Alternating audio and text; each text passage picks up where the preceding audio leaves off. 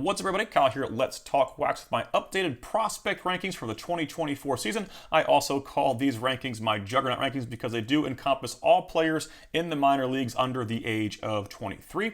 Now, before we get into the top 10 up to this date, I am going to give you guys a quick breakdown of how my ranking system actually works. So my Juggernaut ranking system is stat-based. It does not account for defense, but like I said, it is stat-based, so it's pretty objective. The only subjective part are the stats that I choose, which include weighted on-base average, stolen bases per plate appearance, K percentage, swing strike percentage, WRC plus, and age level. Each of these stats has a specific weight in my formula, and over on my Patreon page, you guys can see the rankings for all minor league players. They're sorted by player or by rank, and you can also get access to how my formula works over there on that PDF file. Now, we're going to jump into our top 10, leading off with Yuli. Now, Yuli was one of the bigger surprises in the 2024 season. He's about 5'10", 190 pounds. He doesn't have a very projectable frame, but he's having a really good season this year. 12 home runs and 16 stolen bases in Double-A so far this year. He is a second baseman that does not have a very high ceiling defensively, but he was traded to the Detroit Tigers, and it kind of put him in a pickle with Colt Keith being the Major League second baseman right now, has a really high ceiling bat, and Jace Young and Kevin McGonigal both ranked ahead of him on MLB.com. So his path is a little more difficult with the Detroit Tigers, but he, like I said, had an amazing year. His stats from the 2024 season and over his career are very linear. He's hitting almost 300 this year, and he's got a 288 career average. He's got pretty fringy power, a 190 ISO and a 164 career ISO, so the power numbers have actually jumped up a little bit. He's got really good K numbers across the board. He's a Let's Talk Wax rank of 2.5 for me. Now, the problem with Yuli is he's currently on the 7-day injured list with a back injury. I'm not sure if that's going to keep him out for the rest of the season, or if he's going to be able to make a return and maybe, get a promotion to AAA by the end of the year and get some extended plate appearances there. But he is out of a red-hot 2023 Bowman release, and you can see with these slides, I'm going to give you the card hedge data for each player. It kind of shows what their sales have done over the last 2 years, 1 year, 6 months, whatever you guys choose to do. I do have an affiliate link with Card Hedge. It's one of the only apps that I actually use in my prospecting hobby. I really like the app. I like to see, what cards have done over time. They've also got the ability to search by PSA 10, by Raw, by PSA 9. A lot of cool features over there. I do have an affiliate link, like I said, in the video description to this video. And you can also get a seven-day trial. So if you like it, you can keep it. If you don't like it, you can just cancel, and you won't get billed over that 7-day free trial. But a really cool app. If you guys want to check that out, you're going to see card hedge data for all these prospects. And you can see here how Yuli has made a really big jump over the last couple of months, from April to June, July, and his cards have kind of jumped up. His performance is really well.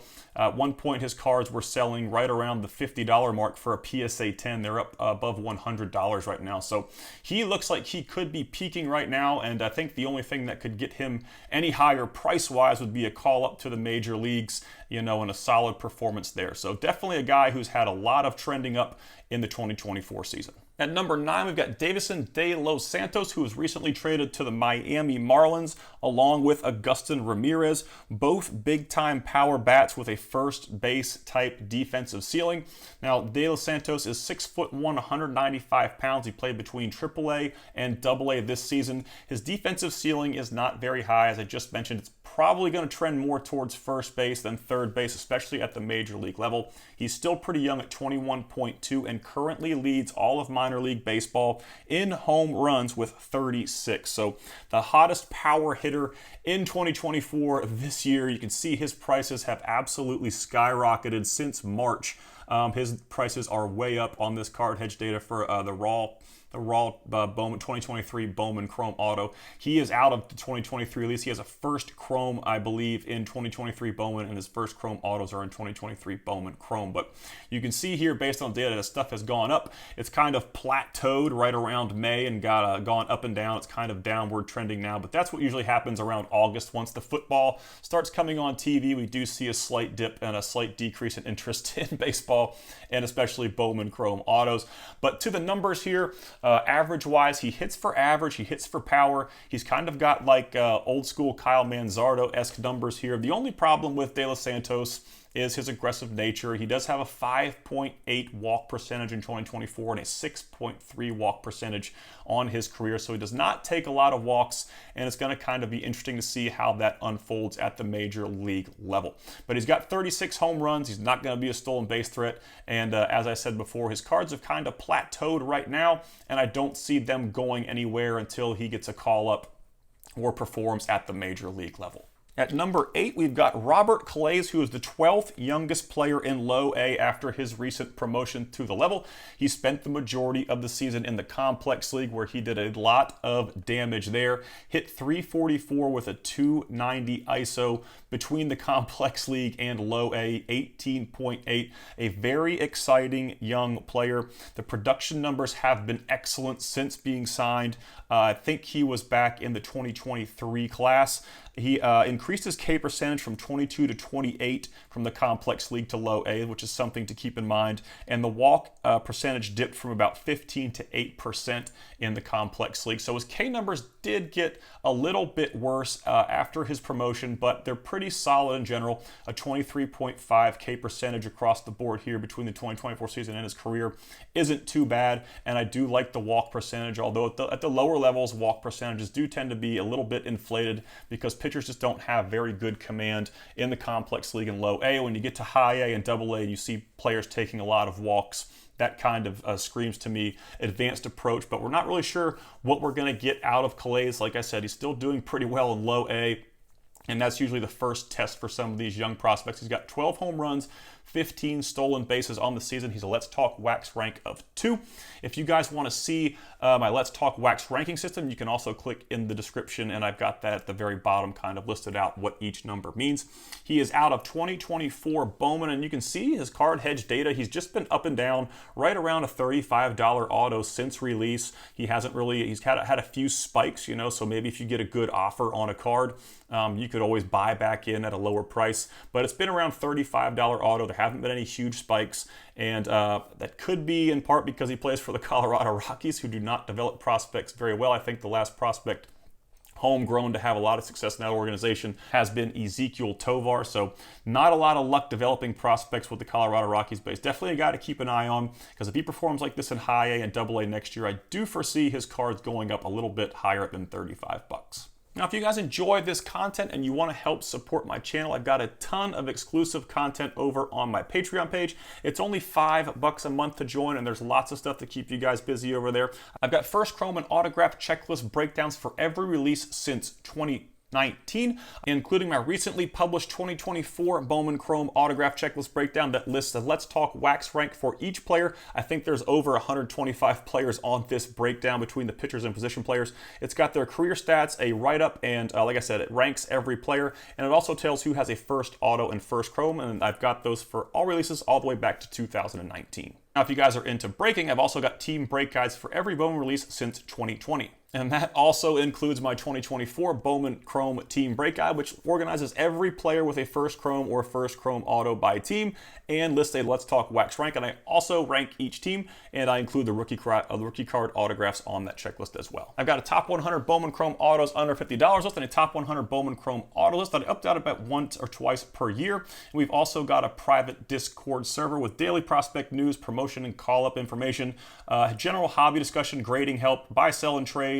And you can advertise over there as well. Bobby does a great job moderating that Discord server. And you also, if you enjoy this video, you get access to all of my Juggernaut rankings for all prospects from the 2024 season up to today. And like I said, if you guys want to help support the channel, be sure to check it out. I'll put a link to it in the video description. It's only $5 a month. Coming in at number 7 is Bryce Matthews, who was recently activated from the 7-day injured list. He is listed at 5'11", 190 pounds. He's 22.5.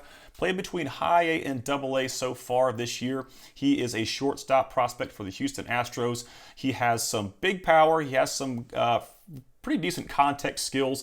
The big issue, like I said, with Matthews is the strikeouts. He does have a 30% K rate in the 2024 season. He holds a 28.8% K rate over the course of his career.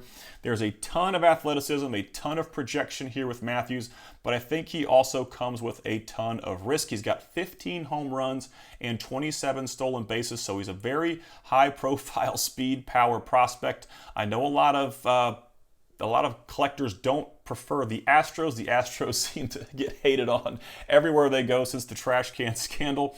I'm not sure how that affects his values, but like I said, he does have a very high ceiling. We've also got, Alex Bregman is a free agent after the 2024 season. He has not come to terms with the Astros yet, so that's going to open up a big infield position, and I'm pretty sure he's the top-ranked infield prospect in that organization. Jacob Melton's the top-ranked outfield prospect, but there could be some big doors open for Bryce Matthews in the 2025 season. You can see over here on his 1-year raw card hedge data, there's just been a couple of spikes, but he's been sitting right around a $40 auto, some highs and some lows. There hasn't really been a big peak yet for Bryce Matthews, and I think if he does get called up in the 2025 season, we'll definitely see a peak, and depending on how much contact he can make at the major league level, he could have some pretty instant success. He could be a guy that kind of goes through peaks and valleys throughout his career. When he gets hot, he's going to hit some home runs, he's going to steal some bases, but when he's cold, he's going to be really cold. So I'm not sure what the consistency is going to be, but he definitely could be a roller coaster type prospect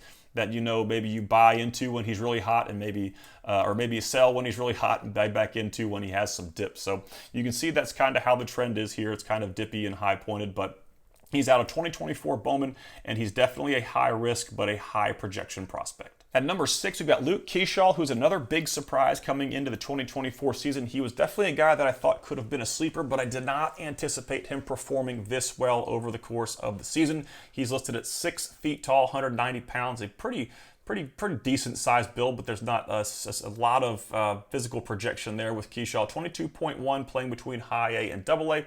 Now, he was injured. He did have Tommy John surgery. He is going to miss the rest of the 2024 season, and it could be a pretty good time to jump on some of his stuff if it does tend to dip, out of sight, out of mind. A lot of injury buys are good ways to buy a guy when he's really low, because if he's not playing, but it's going to be over the off season when he's not going to be playing anyway. It would definitely probably have a bigger impact if the Tommy John occurred earlier in the beginning of a year, and there's a lot of baseball going on and he's not there to see. But over the course of the offseason, nobody's really playing, and I do think that the Twins anticipate Keeschall being healthy for 2025 spring champ training, which I do think he will get some TV time at big league camp next year after his performance this year. So he's got a 303 average in 2024. His numbers are parallel across the board, so there's no point talking about his career numbers.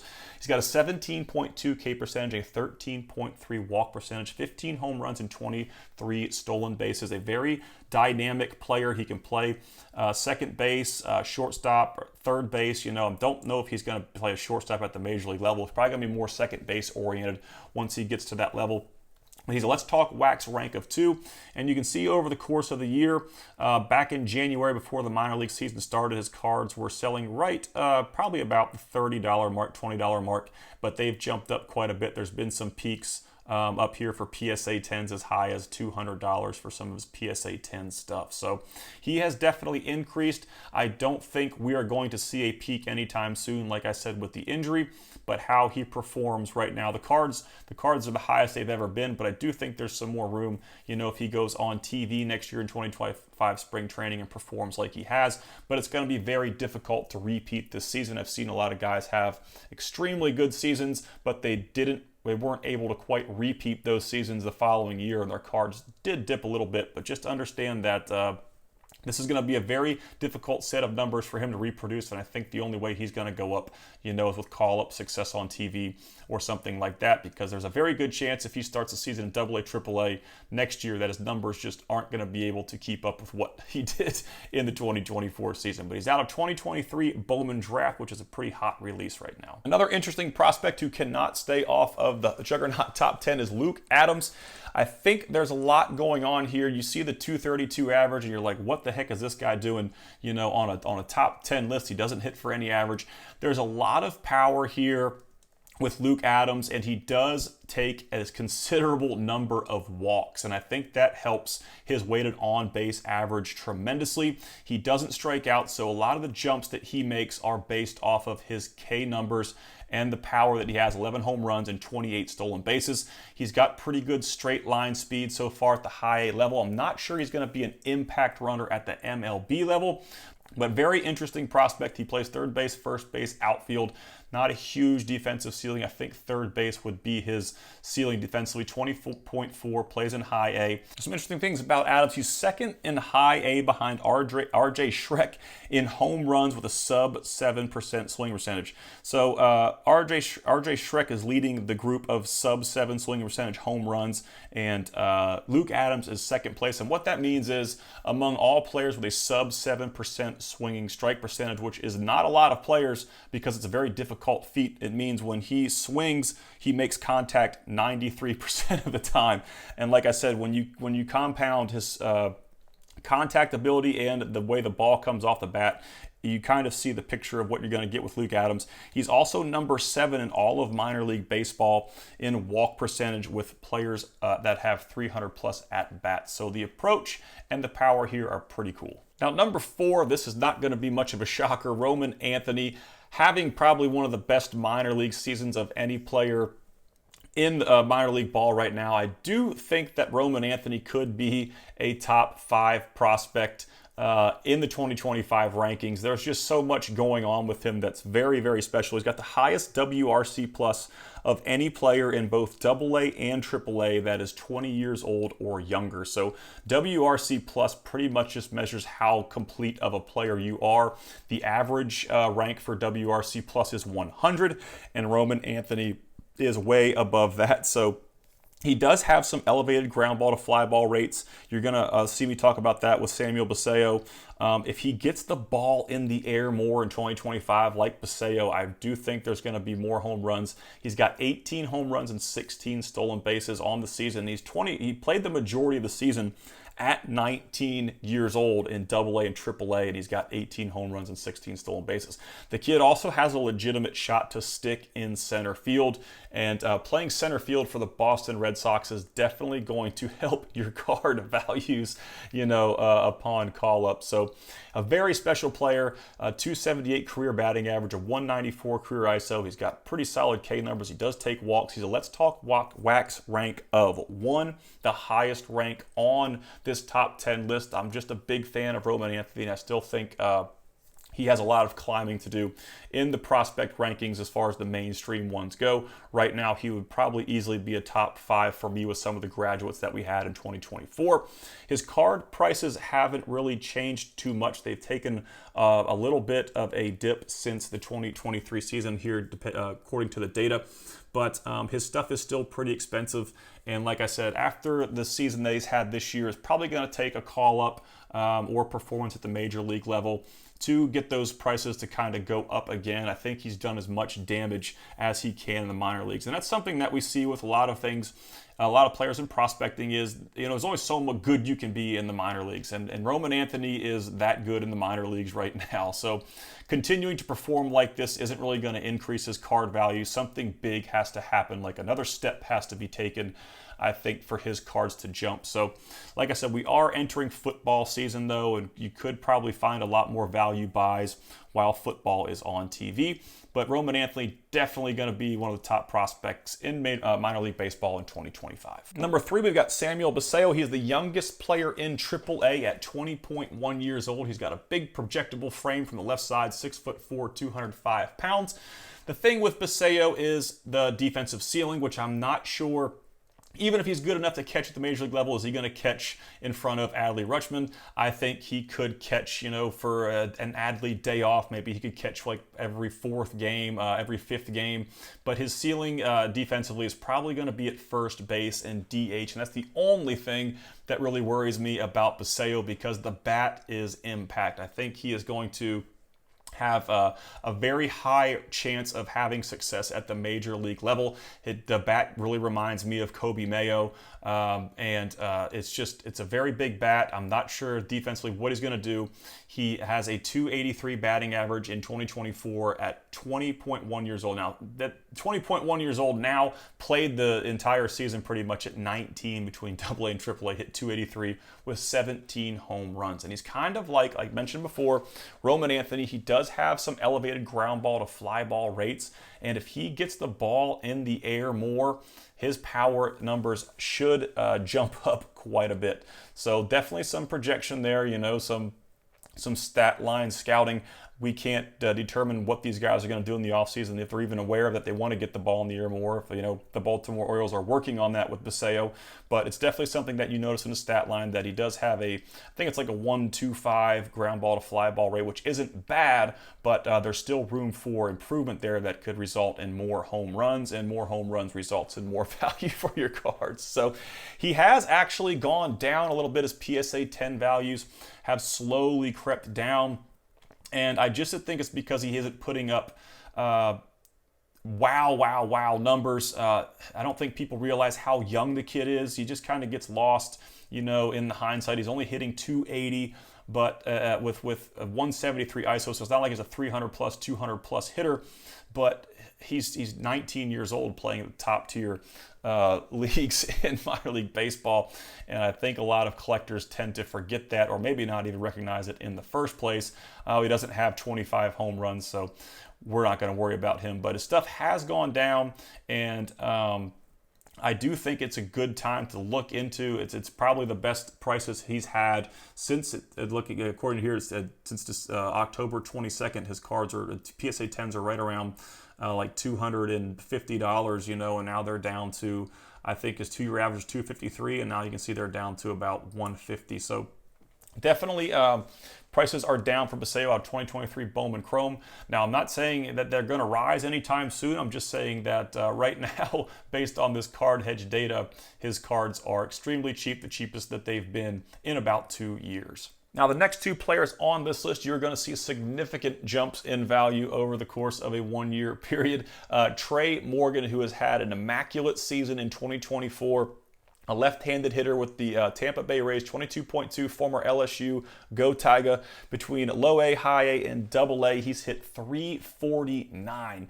Trey Morgan is a prototypical contact guy with more pop than Chandler Simpson. He is going to work gap to gap. He may run into a couple of home runs. He's got 9 on the season, but he is definitely more contact and gap-to-gap oriented than, per se, a Samuel Basallo, who could have impact power as he develops his bat. I don't ever see Trey Morgan having impact power. It's there, but at the major league level, I think he's going to be a hit for average. He's going to be he's going to hit doubles. He's going to run into an occasional home run every now and then. He's got a 9.5 K percentage on the season. I think that's the lowest on this list, an 8.9 career K percentage. So the guy rarely swings and misses, and that's a lot to do with his ranking here, are his excellent K numbers. I really don't know where he's going to fit in defensively. That was kind of the issue at LSU that he had. They put him at first base. They put him in left field. But he doesn't have a very high defensive ceiling, like the thing that worries me with Basallo. But the bat, after his performance in 2024, looks to be pretty special, and he's actually performing better than I thought he would, in minor league baseball after watching him for a year at LSU. And when he got a lot of playing time back in 2023. As I mentioned before, though, his cards are definitely up. We did see a peak sale of like $251 for a PSA 10. He does not have any base autos. He has refractors, so you're going to have to look for refractors. If you're looking to buy in cheap, he is going to be kind of expensive, especially with his price jumps right now, because he doesn't have a base auto. And with the SP not having a base auto, it makes his cards a little more difficult to find. So if you're a guy that likes to chase some SPs and players who have cards that are hard to find and not easily accessible, Trey Morgan looks to be your guy. At number 1 of the Juggernaut rankings for this episode, as we sit here at the beginning of September, and you can take a look at the card hedge data and see that Christian Campbell has had an amazing 2024 season. Between high A, double A, and triple A, the kid's hit 335 with a 238 ISO, 19.3 K percentage, 14.1 walk percentage. He's the only 2020 player on this list, 20 home runs, 20 plus stolen bases. He's got excellent physical projection. He's a very good athlete at 6'3", 215. He can play the infield. He can play the outfield. He's kind of like a Cedon Rafael look where, if he doesn't pan out the infield, we can throw him in the outfield to get his bat in the lineup. But he has absolutely taken off this year. You can see out of release from 2023 Bowman draft, his cards were like $5 autos. The guy was a $5 to $10 auto, and you can see his last PSA 10 sales right around $225. So in 6 months, his cards have absolutely skyrocketed. He's another guy, though, I think that we are right about the peak for minor league pricing. And what I mean by peak for minor league pricing is he can't perform any better than what he's done in 2024 in the minor leagues. Therefore, I don't see his prices going any higher in the minor leagues. It's going to take a call up. It's going to take performance at the major league level for his prices to kind of go up any higher than they are right now. So the guys that bought in back in June or back in March of 2024, you guys are sitting pretty good right now with the amount of growth that he's had. But buying into Christian Campbell right now pretty much means you're banking on him being successful at the major league level or receiving a call up, by the end of the season, which very well could happen. But as I said, there's a lot of guys, like I talked about with Luke Keyshaw. I don't see a lot of minor league room for growth, and that's something you have to consider, before you're buying. You're banking on, at this point, these guys getting called up and performing well.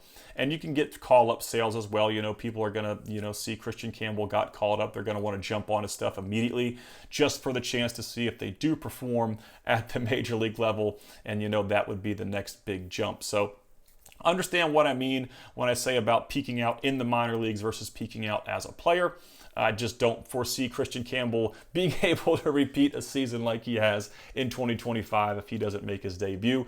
These numbers are absolutely incredible, and there's a reason that his stuff has gone up tremendously, but it's cool to see these guys kind of come out of the woodwork. He leads the minor league in WRC plus among players with 250 plate appearances, and like I said, there's a lot of physical projection here, so there could be some performance at the major league level. We'll just have to wait and see. But that's going to wrap up our top 10. Now, as I mentioned before, you guys want to help support the channel, be sure to check out all my exclusive content over on my Patreon page. You guys can jump on that for only $5 a month. And also, if you want to get a 7-day trial of Card Hedge app and see all the features that it has, it's really the only affiliate thing that I've done that I actually use. I've done some affiliate stuff in the past, and I've really tried to step away from all that. But when Card Hedge approached me and offered me the app for free, and I started using it, I actually use it for a lot of content and a lot of buying and selling that I do right now. So you can get a free 7-day trial. My link for that is in the description as well. A huge shout out to all my Patreon level 3 subscribers. You guys rock. If you enjoy this content, don't forget to subscribe. And you can also check here.